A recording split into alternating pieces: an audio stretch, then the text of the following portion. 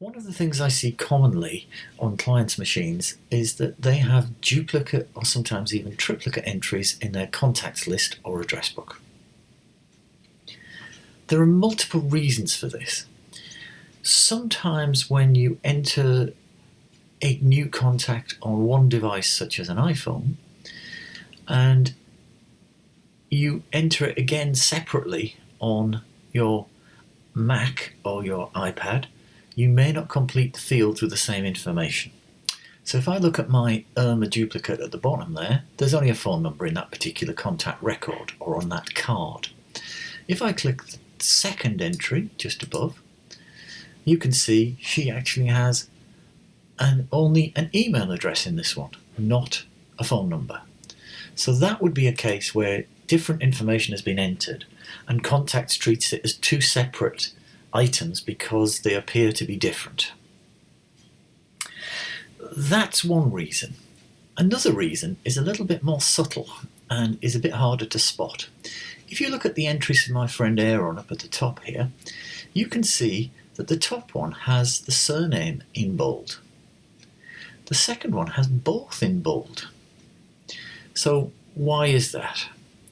Well, if we click on the top one and I go to edit, you can see that there are two fields. One is already highlighted in blue with his first name, and there's a second field with the surname in a separate field.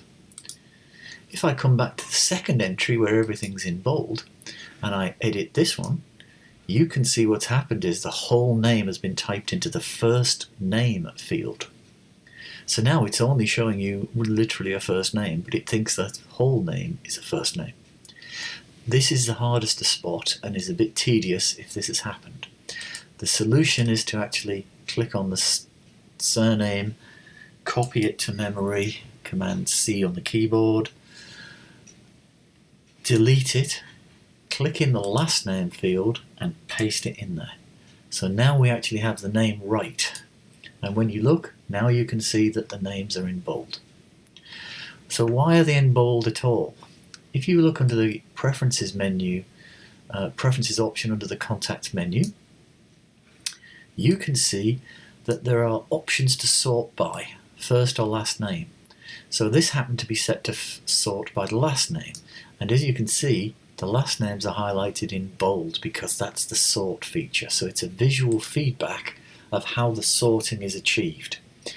So it's very, very handy to understand both those features. So we've now got them corrected, but they still have different information. So the top Aaron has email addresses, the bottom one only has a phone number.